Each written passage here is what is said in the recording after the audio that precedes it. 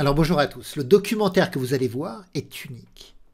J'ai contacté Vincent Denardi à propos d'une œuvre qu'il avait réalisée, effectuée avec Régis Lacaze. Leur œuvre, c'est un moment de mémoire échiquienne, de souvenirs et de poésie parisienne. Alors Vincent Denardi, il avait déjà vu quelques vidéos de ma chaîne et il m'a fait confiance. Il m'a fait confiance pour que je puisse remettre en lumière son travail. Et donc j'ai eu l'autorisation de mettre cette vidéo sur ma chaîne. Alors qu'est-ce que vous allez voir dans cette vidéo? Eh bien vous allez ressentir le parfum, la couleur, l'odeur du Paris des années 2000, du passage d'un millénaire à un autre. Et vous allez retrouver des personnages du milieu échiquien, comme Laurent Fraissinet, le grand maître Laurent Fraissinet, mais vous allez le retrouver bien sûr tout jeune. Également Éloi Rolange, l'actuel président de la Fédération française, tout jeune aussi. Le regretté André Frisch, qui a été propriétaire du magasin Variante rue Saint-André-des-Arts à Paris. Également Adrien Leroy, jeune champion du monde quand il avait l'âge de 10 ans. Il va raconter ses difficultés avec la pratique du jeu d'échecs et est devenu poète. Un autre poète aussi dans son style, Gilbert Grimbert, un ami, qui sera interviewé, un personnage extraordinaire aussi du milieu échiquien. Alors j'avais très envie de vous proposer ce documentaire, vous devez le voir.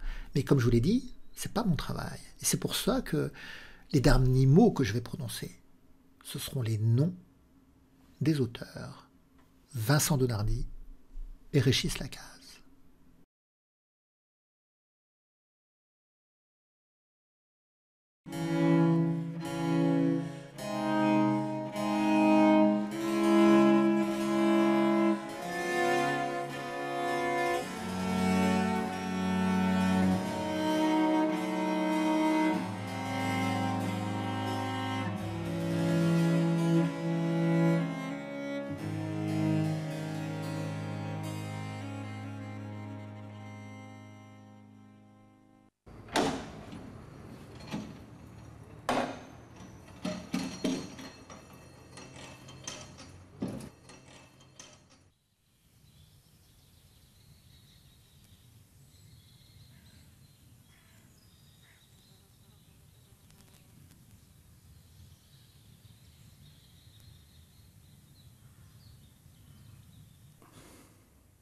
En passant au jardin du Luxembourg, un beau matin de mois d'août, emporté par des allées d'une verdure mesurée, je fus saisi par le jeu de lumière et d'ombre projeté sur quelques échiquiers.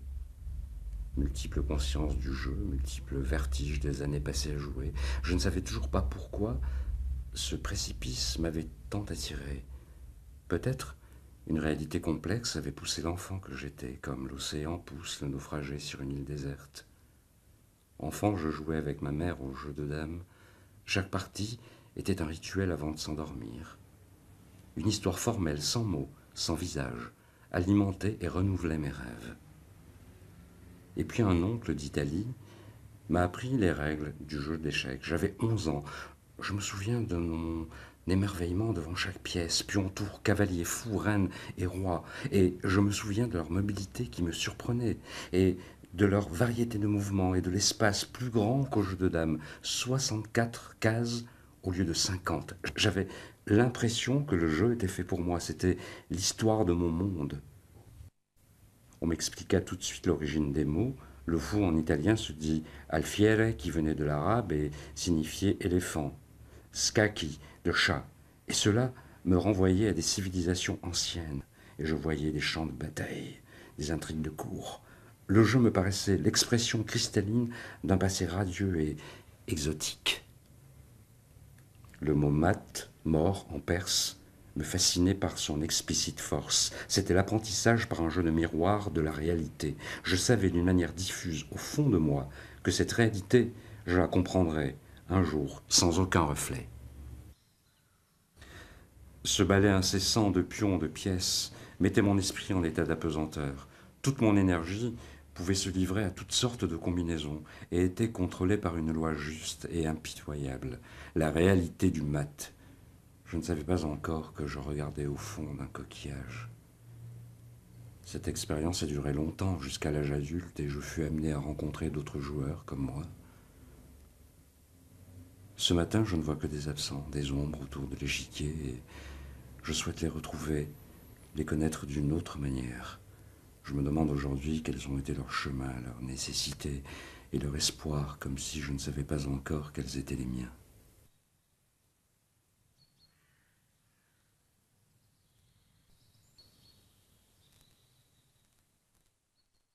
Tous les soirs après dîner, mon père et ma mère jouaient aux échecs, tranquillement. Donc un jour, j'avais 6 ans, c'était en 1939. Et on m'a envoyé coucher, je suis ressorti de ma chambre, j'ai un souvenir très net, et je suis arrivé à la fin de la partie, et j'ai demandé à mes parents de m'apprendre à jouer. Ils étaient fatigués, ils m'ont dit tu es trop petit, tu nous embêtes, va te coucher. Bien. Alors, ils étaient quand même fatigués, mais ils ont quand même remis les pièces pour pas faire une revanche. Alors moi, vexé, je suis passé par la bibliothèque, et puis j'ai pris un dictionnaire Larousse en 6 volumes. Il y a une explication très claire des jeux d'échecs et de la marche des pièces. J'ai pris un échiquier, il y en avait plusieurs à la maison, à peu près partout. Et puis j'ai placé les pièces, et puis je me suis initié à la marche des pièces. Et puis ensuite, je suis rentré dans le salon, et j'ai dit à mon père, ma mère bâillait, allait se coucher, je sais jouer. Il m'a regardé, il m'a dit, bon, bah, place les pièces. J'ai placé les pièces. Et puis on a fait notre première partie. Et puis au bout de 3 coups, il m'a maté. Il m'a regardé, il m'a dit, c'est ça que tu appelles savoir jouer? Allez, va te coucher, petit con. Alors c'est ce qu'il fallait faire pour que je sois motivé. Ma mère m'a ensuite offert les 200 parties d'échecs d'Alexandre Alekhine. Alors j'ai tout seul lu les parties, pris à jouer. Puis j'ai joué avec mon père, j'ai encore perdu, mais 2 ans après, je l'ai gagné. Et puis après, il n'a plus jamais regagné contre moi. Donc j'avais résolu mon problème dans les rapports avec le père. Voilà. J'ai appris très jeune les échecs, je crois que j'ai dû apprendre vers 6-7 ans à peu près à manipuler les pièces et jouer en famille. Toute ta famille a joué aux échecs? Alors je suis originaire d'un pays de l'Est, donc c'est difficile d'échapper à ce jeu quand on est originaire de ces pays-là. Donc un peu toute la famille joue aux échecs, mais ils jouent également à d'autres jeux, notamment au bridge. Mais les échecs, ça m'a tout de suite plu quand j'étais moi. Tu as des frères et sœurs qui jouent aussi? Je suis fils unique, donc pour mon pauvre père, ça a été la souffrance. Aux échecs, tu as appris rapidement? J'ai aucun souvenir si j'ai appris rapidement. Je pense que oui, puisque j'ai appris tout de suite à savoir comment se déplacer les pièces, et puis j'ai joué les parties. Alors, apprendre la technique, ça a été beaucoup plus tard. Ça, j'ai appris quand j'étais étudiant. À ce moment-là, j'ai commencé à lire les livres, j'ai commencé à voir comment existaient les clubs, et j'ai découvert l'existence d'un monde de la compétition. J'avais donc une vingtaine d'années. À ce moment-là, je me suis mis à me pencher sur les livres d'échecs, à regarder les parties des grands maîtres et à essayer de progresser dans ce domaine. Et en fait, j'ai connu les livres en même temps que j'ai connu l'existence des clubs, et j'ai vu que j'avais énormément de progrès à faire, et donc très vite, je me suis passionné pour les livres d'échecs. Tu me parlais d'une tradition orale dans la famille. Ah oui, ce que j'apprécie beaucoup dans le jeu, et notamment dans le jeu d'échecs, c'est que c'est encore quelque chose qui se transmet par la famille, c'est plutôt un lien social, un lien familial, et j'ai toujours apprécié le jeu pour cette raison-là. Parce que moi, ça me surprenait quand tu parlais de tradition orale pour un libraire. Ouais, mais je crois que le premier enseignement qu'on reçoit dans la vie, c'est quand même par la famille qu'on le reçoit. Et puis après, quand on veut approfondir les questions, effectivement, on va prendre les livres. Mais au départ, c'est un jeu de transmission orale. Ouais. Soit le père, soit l'oncle, soit le grand-père. C'est quand même un jeu assez masculin. Mais c'est le premier contact est vraiment familial. C'est mon père qui revient d'Allemagne, prisonnier de guerre. Il apprend à jouer aux échecs, comme toutes les mazettes de cette époque. Et il m'apprend également à jouer aux échecs. Donc j'apprends. Et puis très vite, je m'aperçois que mon père est vraiment une première mazette. Bon. Tu as quel âge? Je devais avoir 13 ans. Ouais. Bon, il se trouve qu'à Issy-les-Moulineaux, où j'habitais, il y avait un club, un café tabac de la place d'Issy-les-Moulineaux, en face du métro. Et là, je regarde un peu les gens jouer. Et je viens jouer, je m'inscris au club et je viens jouer. Et je me fais battre par toutes les mazettes du club. Parce que c'était aussi des mazettes, mais ils étaient moins mazettes que moi. Oui. Là-dessus, je décide d'acheter, comme tout le monde, le Bréviaire des échecs, De Tartacover, de l'illustre Tartacover que j'ai connu. au Café de la Régence peut-être? Non, je ne l'ai pas connu au Café de la Régence, je l'ai connu dans l'autre grand café qui existait, Boulevard des Italiens, et qui avait pour nom Caïssa. Alors là-bas, j'ai connu Tartacover, j'ai connu Rossolimo, j'ai connu le grand maître O.S. Bernstein, pour ne citer. J'ai connu Alekhine, non pas, j'ai entendu parler d'Alekhine, mais Baratz, c'est tout. Baratz, celui qui faisait une chronique dans le Figaro. Rossolimo, je l'ai cité. Sénéca, Camille Sénéca, Popel, Ouais. Maître Popel, Reisman, Belkadi, Hugo, enfin tout ça, ce sont des maîtres voilà, qui circulaient. Et ça se passait bien entendu après la guerre, dans les années, on va dire dans les années 50. J'avais 15 ans à cette époque-là. Je devais partir en Israël.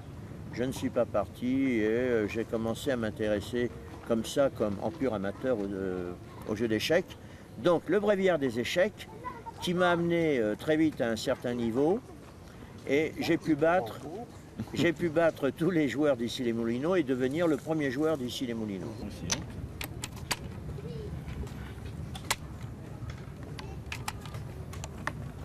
J'ai connu les échecs grâce à un média intermédiaire qui est le billard. Ça se passait 147 avenue de Wagram à Paris. Et en fait, j'étais amateur de billard. Et puis, il y avait 2 étages au-dessus où il se passait des événements ludiques. Et j'entendais des gens frapper sur des boîtes avec des cris, des fois de temps en temps, voire parfois des chaises qui volaient. Et puis, je voyais des gens assis à des tables. Alors, j'étais curieux, poussé par la curiosité. Un jour, je suis monté et j'ai vu des joueurs d'échecs qui étaient donc en train de s'haranguer et puis de disputer des parties avec la pendule. Et donc ça expliquait les mouvements qu'on entendait et puis les hurlements. Et c'était des parties d'échecs mais accélérées, qu'on appelle blitz. Blitz, hein, Tu avais quel âge de l'allemand. Donc, alors là, j'avais 19 ans, Ah, donc c'était assez tardif quand même. ou 20 ans, 74. C'était en 74, j'avais 20 ans. Donc j'ai appris, je me suis assis pendant 6 mois, j'ai regardé, ça m'a passionné. Et puis ma première partie a eu lieu 6 mois plus tard. Voilà. Mais donc j'étais fasciné dès le premier jour. Je sortais du boulot et je venais regarder. Mais qu'est-ce qui te fascinait dans le jeu d'échecs? Comment l'esprit pouvait gérer, gérer c'est un mot que j'aime pas trop, mais comment on pouvait créer autant de tension autour d'un faible espace, tension à la fois physiologique, psychologique, comment 2 esprits pouvaient s'affronter et commettre autant de dégâts donc, sur des petites surfaces avec des cases blanches et noires. Je connaissais le jeu de dames, mais le jeu d'échecs avec sa complexité et puis notamment les pièces qui ont des images, qui ont les pièces qui ont des mouvements différents, je ne connaissais pas. Et là, ça a été une très très bonne surprise. Moi qui ai toujours aimé un peu les sports cérébraux, j'ai préféré attendre des mois et des mois. J'ai été passif en tant que spectateur et ensuite je suis rentré dans l'arène. Adrien, si tu peux nous raconter tes débuts aux échecs, tes premiers débuts. En fait, je ne me souviens pas personnellement. On m'a raconté exactement comment ça s'est passé parce que mon père était un assez bon amateur d'échecs il y a 20 ans. Et puis, il avait invité à la maison des copains, ils se retrouvaient après les tournois et puis ils jouaient comme ça des parties amicales, des blitz. Et alors, paraît-il, j'avais 3 ans, donc je ne m'en souviens pas. Mais il m'a raconté ça. Je suis arrivé, je suis venu, j'avais 3 ans, et puis j'ai commencé à prendre les pièces, à toucher, voir ce que ça voulait dire. Mon père s'est dit pourquoi pas lui apprendre. Et puis voilà. Donc à 3 ans et demi, j'ai connu toutes les règles. Tu les as connus comment? Parce que mon père Tu les as expliqués? Mon père me les a expliqués, puis ça j'aimais bien ça. Et les débuts dont je me souviens, c'est surtout au club de Bagneux. Je suis rentré au club de Bagneux à 4 ans et demi. j'ai commencé à faire des parties de tournois vers 5 ans et demi. Ton père te poussait alors?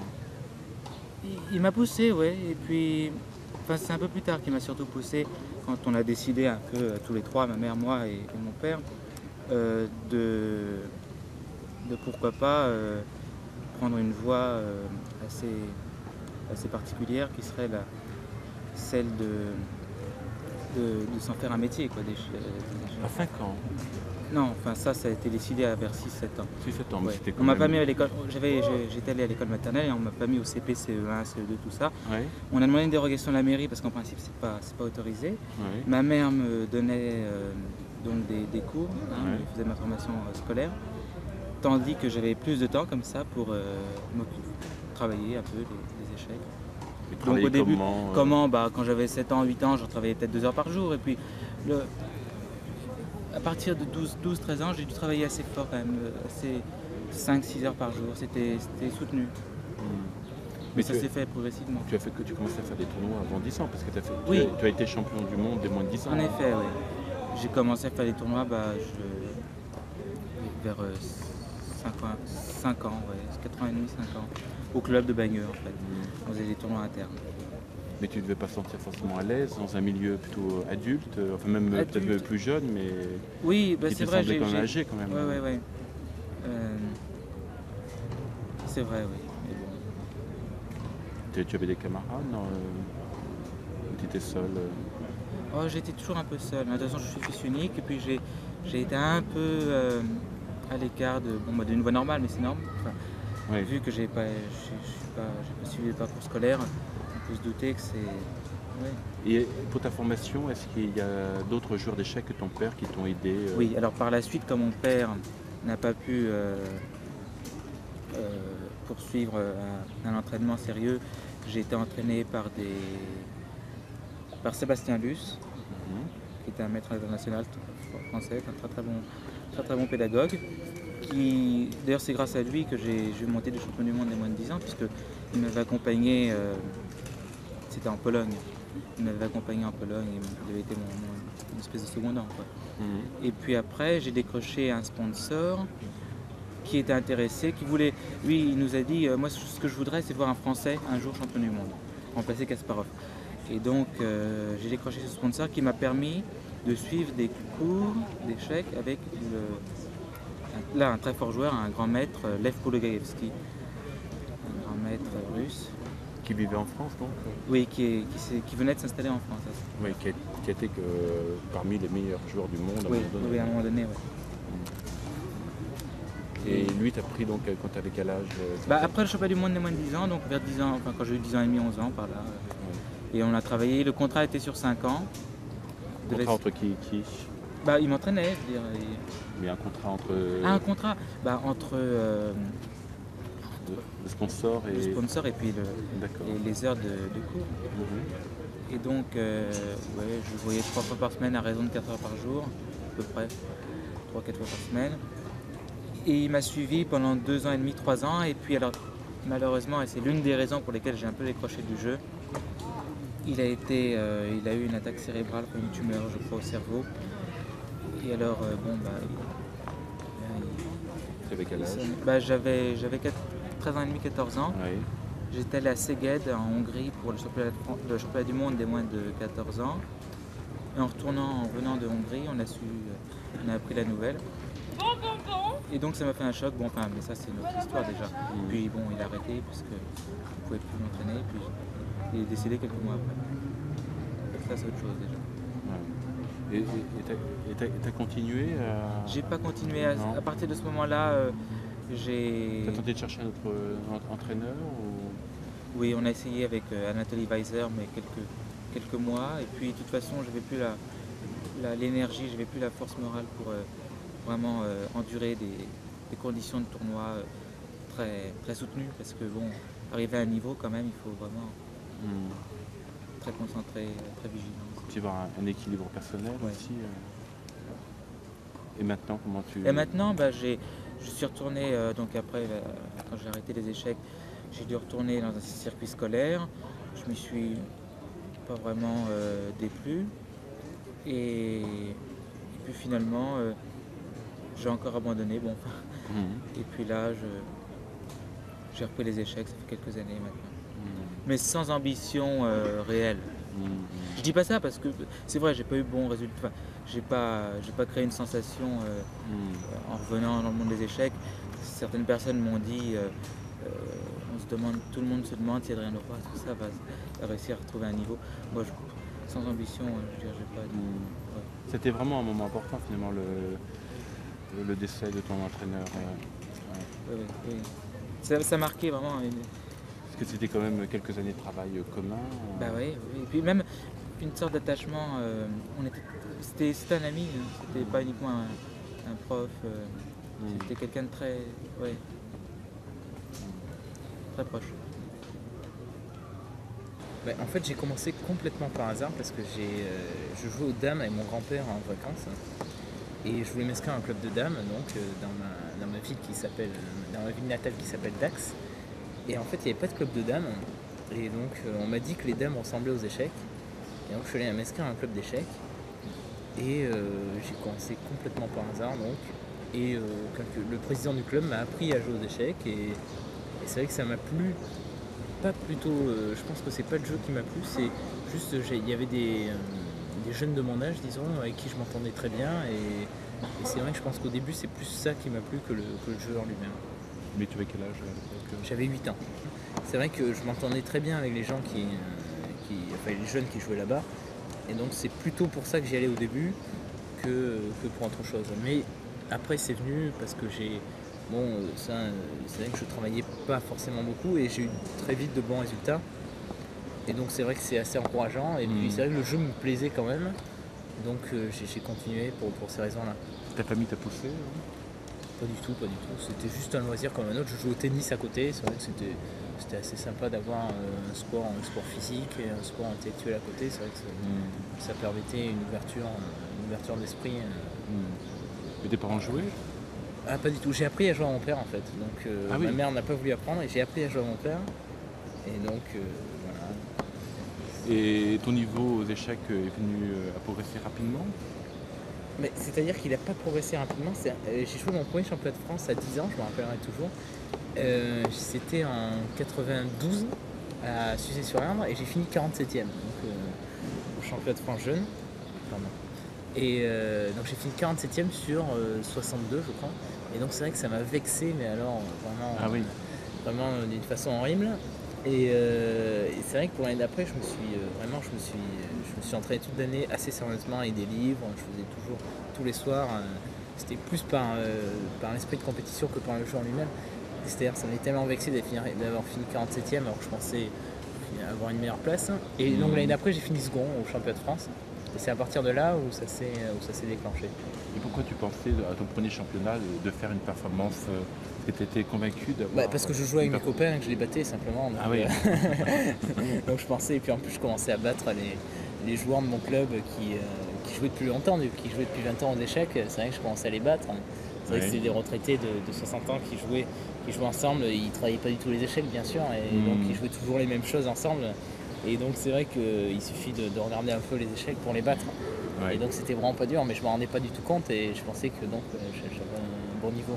Tu avais déjà quelques idées, même je dirais, en dehors de toute la théorie gigantesque des échecs, indépendamment des connaissances des ouvertures. Est-ce que tu avais déjà une connaissance du jeu, quelques idées stratégiques Je pense que oui, je pense que les idées stratégiques, de toute façon, ça vient en regardant les parties des forts joueurs et même en regardant beaucoup de parties, je pense qu'on commence à voir les plans et les plans viennent automatiquement. De toute façon, quand on joue une partie, les différents plans qu'on a déjà vus viennent automatiquement. C'est vrai que c'est très dur d'inventer un plan comme ça. Vraiment avoir un grand talent pour faire ce genre de choses. Mais ça aurait pu être aussi un autre jeu que le jeu d'échecs, mais tu parlais du jeu de dames.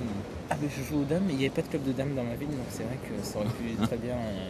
J'aurais pu ne jamais jouer aux échecs, mais bon, finalement, c'est pas plus mal. Hein.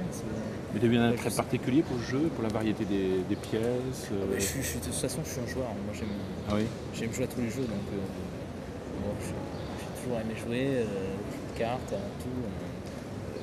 J'aime bien jouer au foot comme ça avec des copains. Je joue toujours pour gagner. Ouais, pour la compétition. J'ai un esprit de compétition, ça c'est clair. Ouais. Et en plus, j'adore jouer. Voilà, il y a pas de problème, donner ça. le meilleur de soi-même. Voilà, exactement. Est-ce que tu te considères comme professionnel des échecs aujourd'hui? Je me considère comme professionnel des échecs, vu que j'ai arrêté mes études pour me consacrer à ce jeu, et donc j'ai des revenus corrects. J'habite à Paris tout seul, mes parents ne m'aident pas du tout. Donc voilà, je m'autogère. À partir de quel âge tu es devenu professionnel? Je suis devenu professionnel à la fin, en juillet 2000. Et donc voilà, je me suis installé à Paris en octobre 2000. Et donc voilà, ça fait 8 mois que je suis à Paris. Et ça me plaît. Donc tu es un jeune professionnel alors. Un jeune professionnel. Au début, ça a commencé donc avec mes parents. Mon père qui jouait à tous les jeux, tout simplement, qui jouait aux cartes, au ballon, beaucoup de jeux. Et finalement, il jouait vaguement aux échecs avec ma mère sur un échiquier très curieux, en ivoire, avec des pièces qu'on arrivait à peine à reconnaître. Donc ça m'a un peu intrigué. Je lui ai demandé de m'apprendre un petit peu comment ça marchait. Il m'a montré, et puis il s'est trouvé qu'assez vite, donc probablement grâce à la culture jeu en général, je me suis retrouvé bien dans un élément qui me convenait, autour d'un plateau bien carré, que ça m'a plu, que j'ai très vite commencé à le battre assez régulièrement. Il m'a inscrit dans un premier club, qui était un petit club. Et tu avais commencé à quel âge? À 4 ans. Donc j'ai commencé à jouer à 4 ans, comme je serais tenté de dire tout le monde, à part quelques rares exceptions dans les forgeurs d'échecs. On est obligé de commencer très tôt. On est obligé de commencer très tôt parce que sinon, les échecs sont un peu comme une langue. Quand on ne commence pas tout de suite, on n'est jamais vraiment bilingue. Tu as commencé après de jouer dans un club aussi très tôt alors Oui, alors au début, donc pour commencer, j'ai joué dans un petit club, tout petit, qui était plus ou moins un centre pour enfants, un centre cours du mercredi, on va dire. Et là, il s'est trouvé que le professeur était assez âgé, donc probablement assez bon pédagogue, mais pas très fort aux échecs. Donc très vite, j'ai commencé également à le battre assez régulièrement.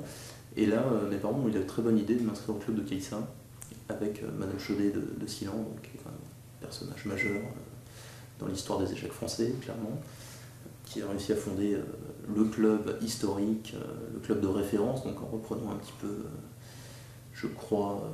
non, c'était Caïssa, ça a toujours été Caïssa, qui a repris Caïssa après Madame Le Bétailly. Donc finalement, ça s'est très très bien passé, j'ai eu un très bon contact avec elle. Il se trouvait qu'il y avait un professeur extrêmement talentueux, qui était un Argentin, qui comparait les pièces à des dragons, qui était très pédagogue. Il y avait tout un tas de choses, l'échiquier qui s'enflamme, et ainsi de suite. Et comment s'appelle-t-il cet Argentin? Il s'appelle Carlos Fronazari. C'est lui qui a écrit les échecs spectaculaires.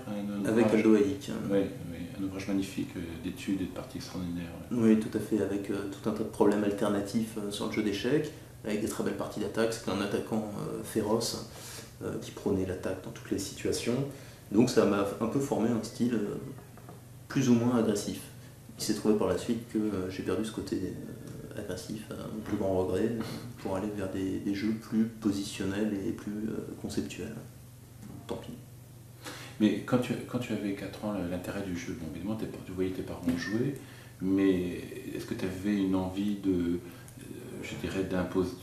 t'imposer par le jeu, comme un enfant cherche à se rapprocher de ses parents je pense que quand on a 4 ans, la seule question qu'on se pose, si on s'en pose, c'est quel est le résultat de la partie. Donc, a priori, ce qui s'est passé, c'est que ça a développé un instinct qui fait qu'on a plutôt envie de gagner que de perdre, ce qui est un réflexe naturel. Et donc à partir de là, c'est un moteur fantastique. De toute façon, c'est le moteur qui fait avancer tout, partout, dans le monde entier. C'est la compétition. Donc même à 4 ans, on la sent déjà, cette compétition. Donc évidemment, je pense que la clé est là. Les jeunes aiment bien les jeux. Donc évidemment, plus on s'y intéresse, si on a un petit peu de talent, on se retrouve à monter très rapidement. La compétition peut être comprise par tous puisqu'elle est applicable à bien d'autres domaines. Mais pour ceux qui ne connaissent pas le jeu, quel regard posent-ils sur le jeu et les joueurs d'échecs? Peuvent-ils, sans l'avoir pratiqué, comprendre sa beauté et sa rigueur? Comprendre qu'on puisse exercer ce jeu sans compter le temps, en détournant le regard des autres et son propre regard pour se pencher sur ce carré formel, en oubliant instinctivement le monde extérieur pour se concentrer sur une position. Le jeu d'échecs semble être un enfermement stérile. Les joueurs ne sont plus dans les cercles de la sociabilité habituelle, mais sait-on qu'ils ont le sentiment d'être dans un espace de liberté, un espace infini. Comment représenter cette complexité à ceux qui regardent l'échiquier comme une simple forme géométrique? Il y a une grande difficulté à communiquer l'art du jeu d'échecs à de non-pratiquants. Un jeu aux règles pourtant si simples. D'où viennent ces difficultés? Et au-delà de ces difficultés, que peut-on faire comprendre?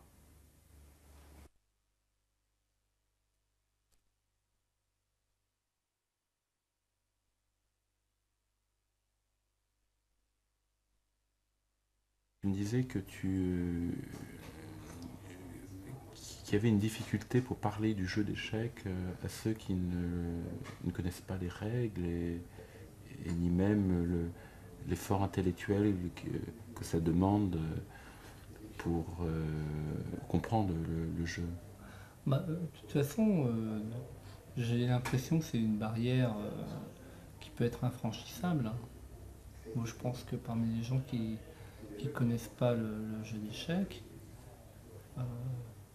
ils n'arrivent pas à se faire une idée juste de ce qui peut se passer. Je pense pas qu'il y en ait un sur 1000 qui y arriverait. Je prends l'exemple de la lecture. Qu'est-ce que ça peut représenter pour quelqu'un qui ne connaît absolument rien de la lecture, de voir quelqu'un avec un livre pendant 2 heures? Il se passe rien. Oui. Pour lui, c'est du temps de perdu. Il ne s'est rien passé. Tout ce qui a pu être éprouvé par le lecteur, ça lui passe complètement dessus de la tête. Alors, aux échecs, il y a cet aspect-là, c'est que si on ne connaît pas les règles du jeu, ce qui se passe si on regarde une partie, ça ne représente rien. Et comme les gens ont tendance à juger par rapport à eux-mêmes, ça introduit une barrière infranchissable. D'autant plus que comme on parle de jeu, dans une certaine morale, le jeu s'oppose au travail, donc ça en rajoute. Enfin, je crois qu'il n'y a pas, à moins d'être vraiment ouvert, il y a très peu de chances de communiquer avec quelqu'un qui ne connaît pas le jeu d'échecs. Moi j'ai remarqué que souvent les personnes sont étonnées justement du travail qu'il faut pour avancer dans les échecs. On disait tout à l'heure que par exemple un maître international, je ne sais plus combien il y a de maîtres internationaux, maintenant il y en a peut-être dans le monde. Dans le monde, oui. Peut-être de quelques milliers. Ouais. Quelques milliers, ouais. Et que ça demande autant que par exemple pour devenir médecin, en termes d'études, de miser même plus peut-être. Oui, enfin bon, il y a le problème aussi qu'il faut sans arrêt se recycler quand même pour avoir un niveau de compétition. Mais bon, si on regarde ce que peut appréhender du jeu d'échecs quelqu'un qui n'y connaît absolument rien, il entend jeu d'échecs, donc il se dit jeu. Alors, il l'associe peut-être à jeu de casino, ce qui n'a rien à voir. Bien sûr. Si on l'associe au jeu d'un acteur ou au jeu d'un musicien, à ce moment-là, on n'est pas du tout étonné qu'il faille beaucoup étudier pour devenir un grand pianiste, ou un grand violoniste, ou je ne sais, un chef d'orchestre. Ça paraît naturel qu'il faille passer énormément de temps. Pour le théâtre, encore, c'est un peu différent. Mais ça paraît normal. Et encore qu'il y a des gens qui pensent que finalement, un artiste, c'est un peu une bouche inutile à nourrir. Il y a encore cette mentalité-là qui existe chez certains. Mais disons que socialement, ça passe. Parce qu'on est habitué. Et le jeu d'échecs, quelqu'un qui passe des... En plus, il faut beaucoup travailler. Il faut beaucoup travailler pour jouer, donc il s'en fout. Et effectivement, on arrive très naturellement à associer les échecs et la folie. Surtout, alors on les associe pas directement, c'est un peu plus vicieux que ça. Mais je repensais à différents épisodes que j'ai pu voir au cinéma, par exemple, ou même à la télévision. Je me souviens d'un épisode avec le fameux inspecteur Colombo. Il y a un épisode avec le jeu d'échecs. Et donc, il y a deux champions, il y en a un qui est fou. Le champion du monde, il est fou. Donc, même si on n'associe pas directement à la folie, le jeu d'échecs, le fait que quand on est champion du monde, ça c'est sûr qu'on est fou, ça rejaillit sur tout le monde. Pareil, le film avec Bruno Gantz, L'échiquier de la passion. L'échiquier de la passion, oui. L'échiquier de la passion. Le type veut devenir champion du monde, donc il est fou. Ouais. Bon, je n'ai pas vu tous les films sur les joueurs d'échecs. Celui qui est le plus juste, à mon avis, c'est celui de Satyajit Ray. Oui. Parce que, justement, ils sont pas fous. Puis que déjà, il évite cet écueil occidental. Ouais. Mais il préfère jouer aux échecs que s'intéresser aux choses que la société considère comme importantes. Donc ça va pas, quoi. Il y a un problème. Je dirais qu'il y a un double problème, parce que bon, la société a raison en partie, et les joueurs d'échecs peuvent avoir raison dans une autre partie. Donc et là, le film est très objectif par rapport à ça. Et si tu devais faire quand même faire comprendre à des gens qui ne jouent pas aux échecs comment dirais-je, la science qu'ils demandent, les qualités artistiques qu'ils demandent, qu'est-ce que tu pourrais dire sur ce jeu? Les règles du jeu d'échecs peuvent être apprises relativement rapidement. Ouais. C'est vrai qu'elles sont moins rapides à apprendre que la belote ou que le jeu de dames, où il y a moins de pièces différentes. Mais ça s'apprend relativement rapidement. Et puis il y en a qui vont s'amuser en jouant tout de suite, rapidement, qui vont être d'abord, même s'ils ne savent pas trop quoi faire au début, ils vont être fascinés, ils vont commencer à jouer, ils vont s'amuser. Puis il y en a d'autres qui vont laisser tomber. Mais on peut en dire autant de beaucoup de choses. Donc ceux qui auront la passion des échecs, ils s'amuseront avec les échecs, quel que soit leur niveau. Une erreur serait de croire qu'il faut être fort pour s'amuser. Je me suis interrogé sur ce qui m'attirait vers les échecs. Bon, il n'y a pas que le côté ludique, mais c'est un affrontement entre hommes où tout est sur la table. Il n'y a pas d'hypocrisie, on montre tout, tout est là. J'aime pas les jeux de cartes, je joue pratiquement pas aux cartes, je joue pas aux dés, ça m'intéresse pas, les jeux de dés. Mais les échecs, on a les mêmes chances. Alors on peut éventuellement bluffer au plan psychologique, taper très fort pour faire croire que persuader que c'est un bon coup. Enfin, on connaît tous ces combines pour impressionner l'autre, essayer de déstabiliser, etc. Mais dans une mesure certaine quand même, c'est quand même franc, ça fait partie du jeu. Mais on ne sort pas une pièce cachée dans la poche, et ce qui me plaît, c'est que ça compense ma frustration, mon sentiment d'injustice, parce que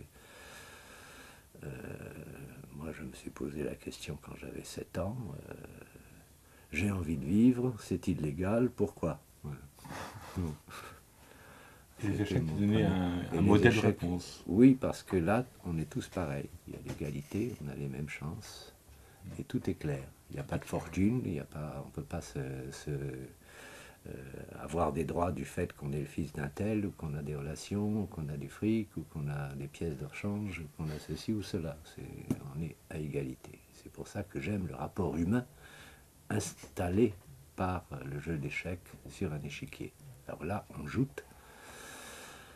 Et puis l'enjeu, c'est victoire ou défaite, ce qui prouve pas grand-chose en fin de compte, puisque en fin de compte, on fait toujours la même partie, toujours recommencer. Qui gagne, qui ne gagne pas, on peut être plus fort qu'un autre, moins fort, plus faible, etc. Mais ça n'engage pas les qualités ontologiques. Mais alors après, ce qui m'a amusé, et ce qui m'amuse maintenant beaucoup quand je fréquente les cafés d'échecs, les endroits où on joue aux échecs, c'est le comportement des joueurs. J'ai vu qu'il y a beaucoup de frustrés qui jouent aux échecs et qui ressentent une défaite comme une blessure narcissique intolérable. Et ça, c'est très amusant. À tout niveau d'ailleurs. Oui, c'est très très amusant. Je compense. Alors, parce que moi, lui me connaît, on joue depuis longtemps aux échecs, je sais perdre une partie, je perds avec le sourire. Perdu, on gagne, on perd, et puis on passe à la suivante. Et puis on passe à la suivante. Aujourd'hui ou un autre jour. Mais en tout état de cause, il y en a qui ne savent pas perdre. Voilà. Et parmi les joueurs professionnels, ils ont beaucoup plus de mal à apprendre à perdre qu'à apprendre à gagner. En fin de compte. Ils ont de très gros problèmes psychologiques qui sont Tarcover mis à jour. disait d'ailleurs qu'il y avait que quand on perd, on a toujours une excuse. Oui. Il disait, non, il disait, je crois qu'il avait une phrase qui était amusante. Oui. Il disait, on ne perd jamais une partie d'échecs. Oui. Il y a celle qu'on gagne et celle qu'on aurait dû gagner. L'attrait que tu as eu pour les échecs que tu avais à 4 ans, que tu avais à 9 ans et que tu avais plus tard quand tu as eu 17 ans, est-ce que tu trouves des points communs? C'est parce que tu sais cette envie de gagner. Oui, c'est la compétition, très clairement. La compétition, c'est dans toutes les étapes de la vie d'un joueur, c'est ce qui le fait avancer. Pourquoi est-ce qu'on a envie de travailler, de progresser? Eh bien, tout simplement parce qu'on sait qu'on va battre des joueurs qu'on n'arrivait pas à battre, qu'on va progresser, qu'on va comprendre des choses nouvelles. Mais je ne pense pas que ce soit un besoin de savoir plus. Ce qu'il faut, c'est vraiment qu'il y ait quelque chose de concret. Et aux échecs, c'est ça qui est bien, c'est quand même que quand on joue bien, quand on joue mieux, eh bien, on marque plus de points. Donc ça, c'est quand même un indicateur certain. Et je ne pense pas que je m'intéresserais une seule seconde au jeu d'échecs si jamais il n'y avait pas de partie d'échecs, ni de résultat. Mais ça aurait pu être un autre jeu aussi. Oui, bien sûr. Bah, d'ailleurs, je joue à beaucoup d'autres jeux. Je suis par nature très joueur. Et ça vient évidemment, je pense, de mon père, hein, qui lui donc ne supporte pas les jeux d'argent, n'aime pas les jeux d'argent, se refuse à quoi que ce soit où il y a des paris en cours. En revanche, c'est pas mon cas, puisque pour moi l'argent n'est pas forcément un but, mais en tout cas un moyen d'arriver à un combat plus prenant, plus complexe, plus tendu, tout simplement. Donc c'est pas pour en gagner, mais c'est pour avoir un combat d'autant plus pétillant.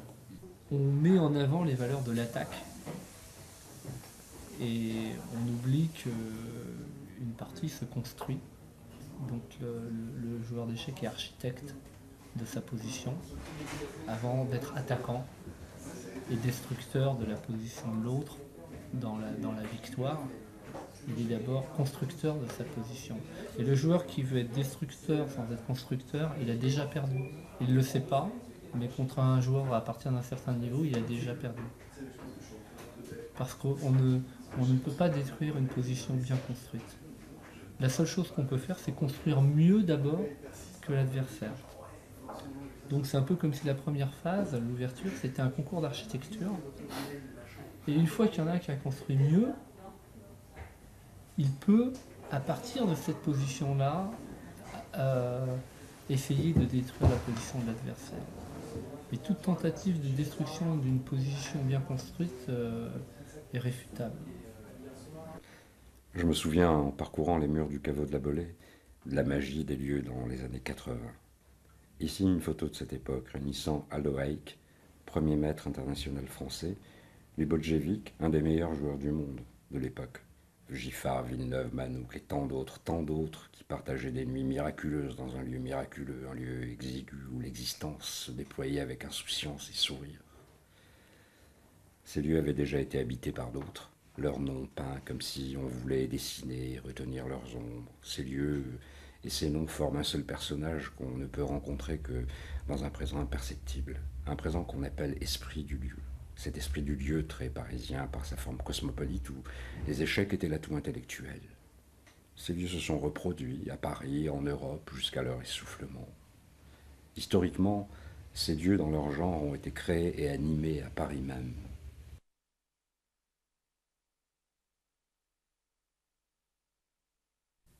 Qu'il fasse beau, qu'il fasse laid, c'est mon habitude d'aller sur les 5 heures du soir me promener au Palais Royal. C'est moi qu'on voit toujours seul, rêvant sur le banc d'Argenson. Je m'entretiens avec moi-même, de politique, d'amour, de goût ou de philosophie. J'abandonne mon esprit à tout son libertinage. Je le laisse maître de suivre la première idée sage ou folle qui se présente, comme on voit dans l'allée de feuilles nos jeunes dissolus marcher sur les pas d'une courtisane, à l'air éventé, au visage riant, à l'œil vif, au nez retroussé, quitter celle-ci pour une autre, les attaquant toutes et ne s'attachant à aucune. Mes pensées, ce sont mes catins. Si le temps est trop froid, ou trop pluvieux, je me réfugie au Café de la Régence. Là, je m'amuse à voir jouer aux échecs. Paris est l'endroit du monde et le Café de la Régence est l'endroit de Paris où l'on joue le mieux à ce jeu. C'est chez Ray que font assaut le Gall le profond, Philidor le subtil, le solide Maillot, qu'on voit les coups les plus surprenants et qu'on entend les plus mauvais propos, car si l'on peut être homme d'esprit et grand joueur d'échecs, comme le Gall, on peut aussi être un grand joueur d'échecs et un sot comme Foubert et Maillot. Vous êtes difficile, et je vois que vous ne faites grâce qu'aux hommes sublimes. Oui, aux échecs, aux dames, en poésie, en éloquence, en musique et autres fadaises comme cela, à quoi bon la médiocrité dans ces genres? Paris fut au XVIIIe siècle la capitale du jeu d'échecs. Paris inventa le café, forme de salon, qui s'est exporté avec l'esprit des Lumières. Ainsi naquirent le Procope et le Café de la Régence. Le Café de la Régence aujourd'hui disparu, où se côtoyaient musiciens, joueurs, hommes politiques, encyclopédistes. Le Procope est resté, mais vide de son esprit fondateur, arraché à son histoire. Les tableaux sont dressés, comme des pierres tombales. Sur le flanc ouest de l'Opéra Garnier, on peut voir deux statues d'anciens joueurs d'échecs côte à côte, Jean-Jacques Rousseau et Philidor. Jean-Jacques Rousseau est monté à Paris en pensant imposer son système musical et battre tout le monde au jeu d'échecs. Il ne réussit ni l'un ni l'autre, alors que Philidor fonda l'Opéra Comique et écrivit le premier ouvrage scientifique sur le jeu d'échecs, Analyse du jeu d'échecs. À 10 ans, il impressionna les joueurs du Café de la Régence. Il écrivit « Les pions sont l'âme des échecs », fixant ainsi le gain sur une supériorité en finale basée sur la promotion du pion en dame. Ainsi, il ouvrait la voie à de longues manœuvres, esquivant les attaques rapides. Il a encore aujourd'hui raison. Il fut de son temps le meilleur du monde. Comme tous les joueurs d'échecs, dès qu'on parle échecs, vient un nom qu'on va dire mythique, vraiment mythique, c'est le Café de la Régence. Hein. Quel que soit l'endroit où vous vous trouvez sur la planète, vous rencontrez un joueur d'échecs, il apprend que vous êtes français, et le Café de la Régence. Le Café de la Régence, hélas, a disparu dans les années 55-56. Qu'est-ce que c'était? Un grand café. Un grand café. Quand je suis rentré dans ce café, j'étais évidemment médusé d'entrer dans ce café qui représentait, disons, les encyclopédistes avant tout.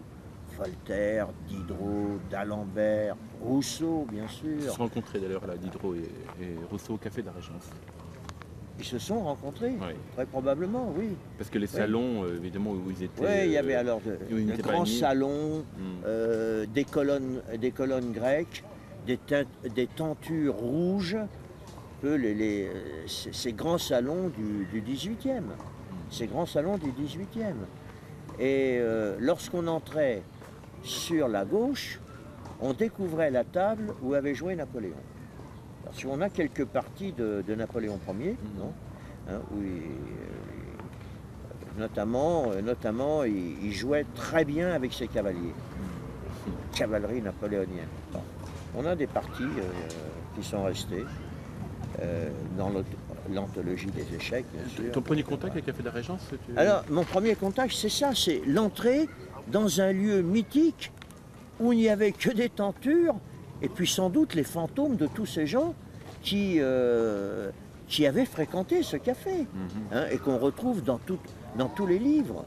Dans tous les livres, pas seulement les livres d'échecs. Mais Philidor, notamment. Philidor. C'était également un café littéraire. Bon, et après, très probablement, Morphy a joué au Café de la Régence, oui, bien sûr. Morphy, Alfred de Musset. Andersen, Philidor, le grand Philidor, Labourdonnais, enfin... Légal, Sire de Légal, oui, tous ces gens-là ont joué. C'était un lieu mythique qui aurait dû être protégé vraiment par... être classé monument historique. Alors il a été donné, je crois, à des restaurants, Borel, et puis ensuite, je crois qu'un Chinois, un Japonais, oui. Un Japonais s'est installé également là. Maintenant, qu'est-il devenu, je n'en sais rien, mais pour moi, ça a été vraiment une immense déception d'entrer dans ce café où il n'y avait plus personne.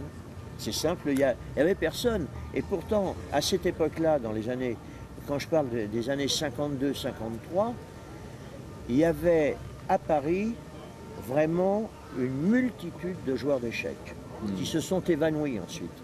C'était tous ces juifs qui revenaient des camps ou qui étaient de passage à Paris pour se rendre soit aux États-Unis, soit en Israël.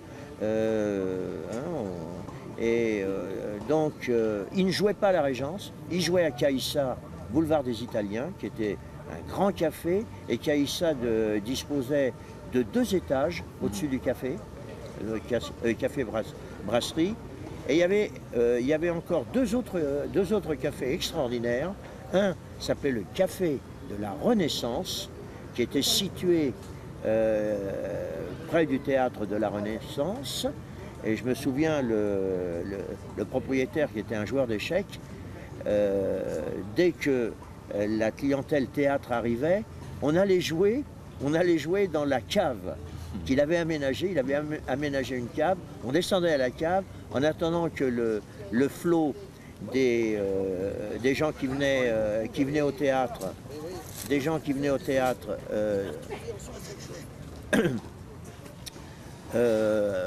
partent au théâtre, et on remontait ensuite au café de la Renaissance. Et un autre café, c'était le café des Batifoles. Alors là, c'était un lieu aussi magique où il y avait sans doute une centaine de joueurs russes, polonais, allemands, juifs, qui revenaient des camps et qui étaient, comme je l'ai dit, en partance pour d'autres pays. Ils ne sont pas restés. Ils ne sont pas restés, ou ils sont morts aussi, etc. Des gens mal portants, mais qui jouaient remarquablement. Là, j'ai appris, j'ai découvert des gens intéressants qui pratiquaient bien d'autres professions, bien sûr, puisque l'État d'Israël venait d'être fondé, etc. Il y avait des mouvements, des va-et-vient. Ouais. À l'origine, je connaissais un petit peu le jeu d'échecs, et en tant que lycéen, je me baladais rue de la Sorbonne, et les jeux d'échecs qui étaient au Ludo, le Ludo était comme la Régence, mais beaucoup plus actif, parce que c'était dans un quartier latin, juste en face de la Sorbonne, et dans le milieu où arrivaient tous les étrangers, etc. Ils venaient là, de leur province, de Pologne et d'ailleurs, et on y jouait depuis des décades, parce qu'on dit que Lénine a joué au Ludo, aux échecs. Au Café de Régence aussi. Mais la Régence était déjà en perdition. La Régence, il y avait... Quelle année à peu près? Bon, juste avant-guerre, juste avant-guerre, j'ai commencé à jouer vers les années 35, par là, 36, 37, 38, 39.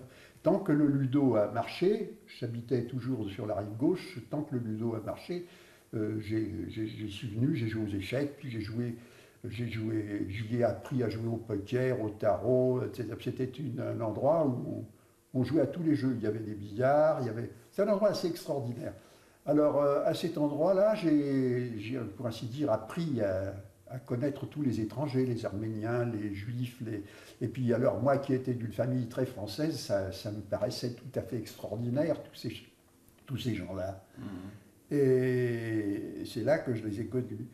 Et avant de vous en parler, je dois vous dire que les échecs ont joué un rôle très important, bien que je sois qu'un amateur dans ma vie, parce que, et mon frère aussi, qui venait aussi y jouer, parce que les échecs ont eu une influence déterminante sur une partie très importante de notre existence, c'est-à-dire dans la résistance. Mon frère a été mis en prison par Pétain au camp de Mozac, où il était avec des officiers anglais, Cassou et d'autres personnalités importantes.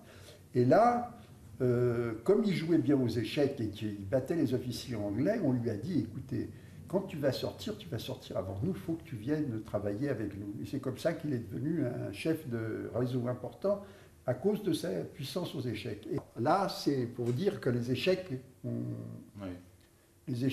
ça a déterminé notre vie, parce que sans les échecs, sans la connaissance d'Alberstadt, et lui sans sa force dans le camp de Mozac, on serait resté on n'aurait pas utilisé nos compétences. Nous avons une façon de regarder les humains presque en ethnologue, c'est-à-dire que, c'est comme ça que je... C'est-à-dire une grande distanciation par rapport à tout ce qui est social, la société humaine. C'est pas qu'on est contre, c'est pas du tout qu'on soit contre, non. Simplement, on a à peu près le même état d'esprit qu'un ethnologue qui va chez les Zoulous.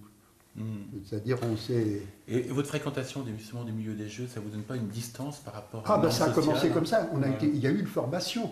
En voyant tous ces gens, tous ces étrangers, en voyant tout ça, et puis ensuite, moi j'étais communiste à l'époque, il y a eu les RAF, il y a eu tout ça.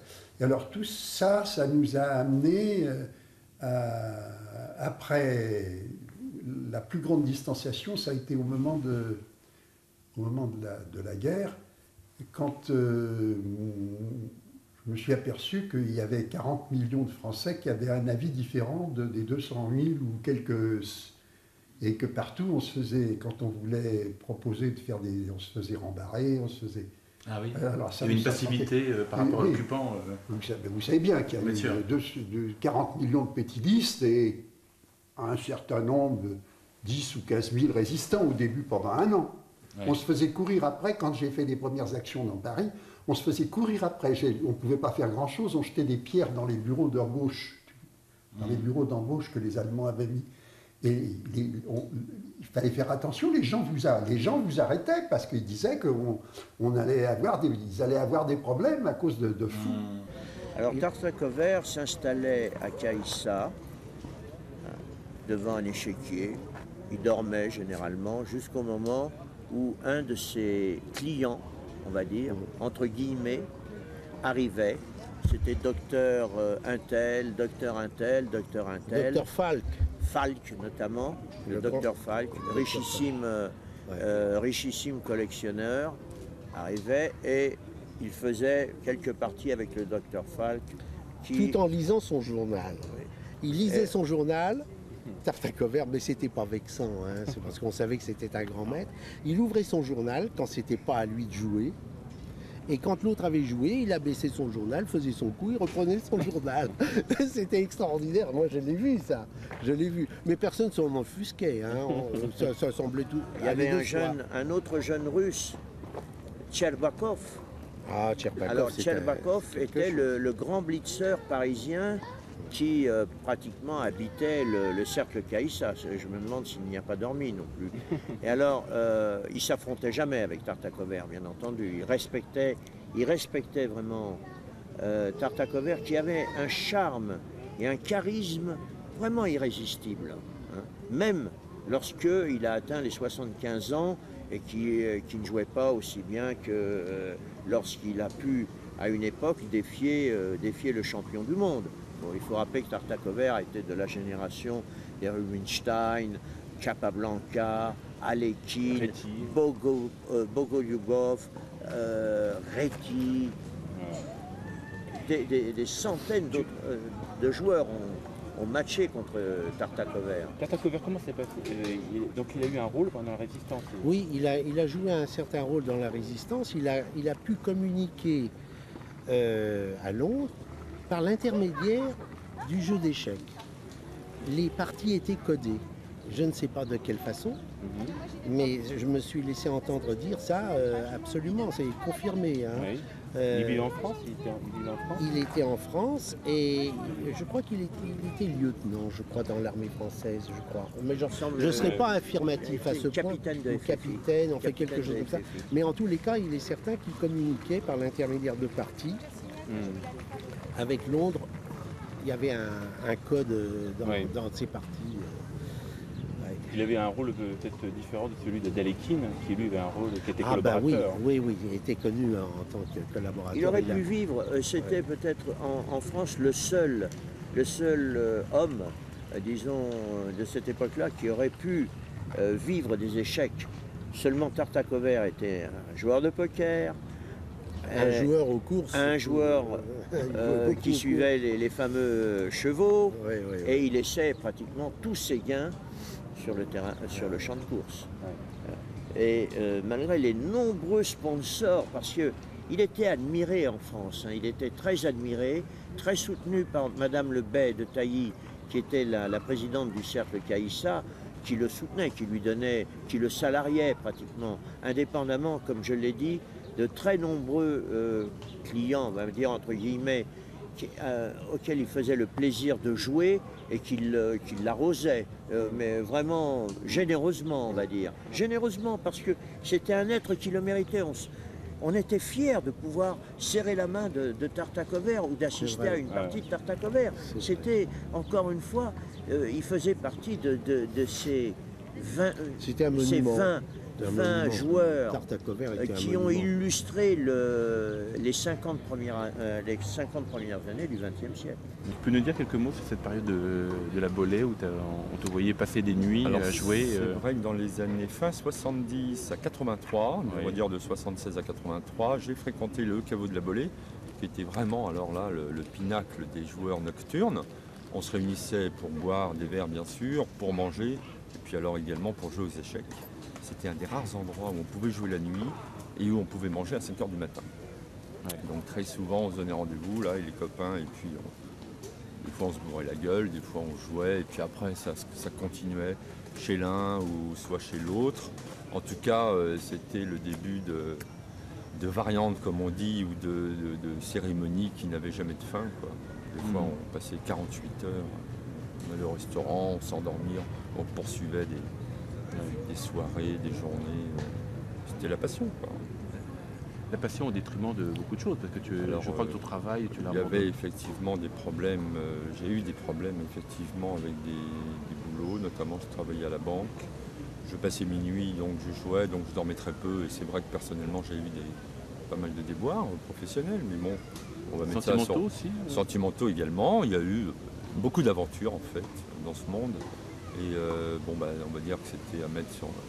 On va dire que c'était des erreurs de jeunesse, mais je ne regrette pas ce temps-là. Aujourd'hui, il n'y a plus de lieux comme le cloître ou la Bollée. Ces lieux sont fermés ou désertés. Les émigrés de l'Est, chargés d'histoires tumultueuses, les artistes, les joueurs d'échecs, où donc se réunissent-ils?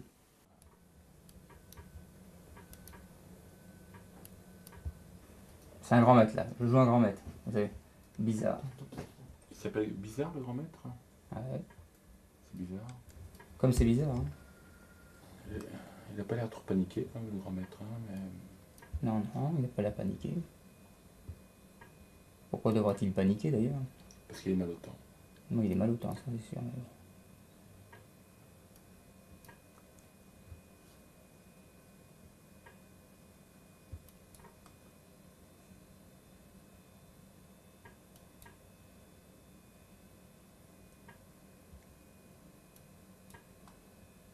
Oh, ça protège tout, c'est beau. Sauf le pion des 4, mais il n'a pas vu.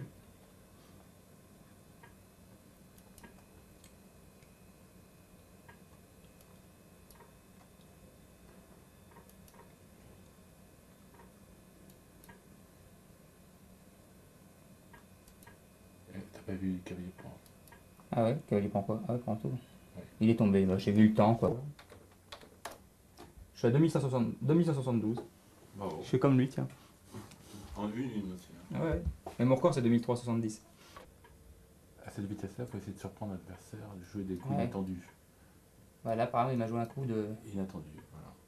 Ah bah, là, moi, je lui en joue un autre inattendu.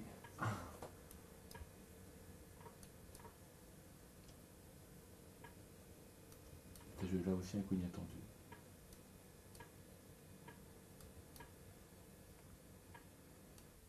Vincent passe en moyenne 3 heures par jour sur le net. Il participe au tournoi, à un classement. Mais son plaisir du jeu est-il totalement satisfait? Y aurait-il ailleurs d'autres lieux, d'autres plaisirs qu'on ne trouvera jamais sur Internet? Si ça va passer quelque part,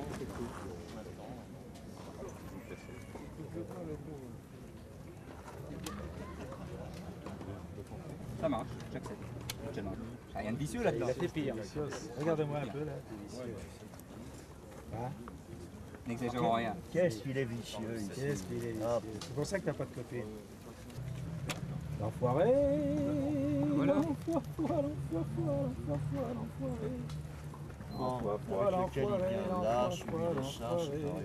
L'enfoiré. Prends ton temps, là. Je vais prendre mon temps. Enfoiré. A piece is a piece. Renaudin, si t'as pas tout de suite, tu prends ta place. Ah, super. Attends, laisse-moi le temps. Et à moi après. C'est super. Il y a même les menaces de main. Il y a tout. Il va trouver un coup. Regardez bien. Il y en a vu des beaucoup plus difficiles. Il n'y a qu'une prise de roi qui pourrait le sauver. Et encore. Et encore. Et voilà. Comment les blancs progressent? Forteresse.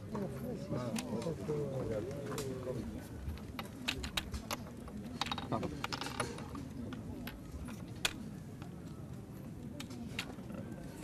Le coup qui me Qui donne la tête.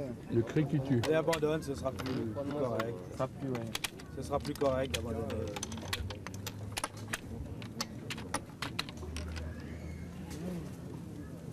Oui.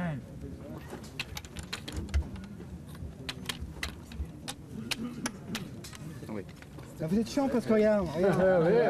J'ai vu que tu jouais le temps, mais j'avais beaucoup d'avance. J'ai géré quand même. Vous avez dit tous les coups. James Et si vous n'avez pas écouté, j'aurais gagné autant. Peut-être. Ils étaient contre toi, pardon. Putain, vous êtes chiant. Ils veulent que je reste à la Vous êtes vraiment chiant. Vincent.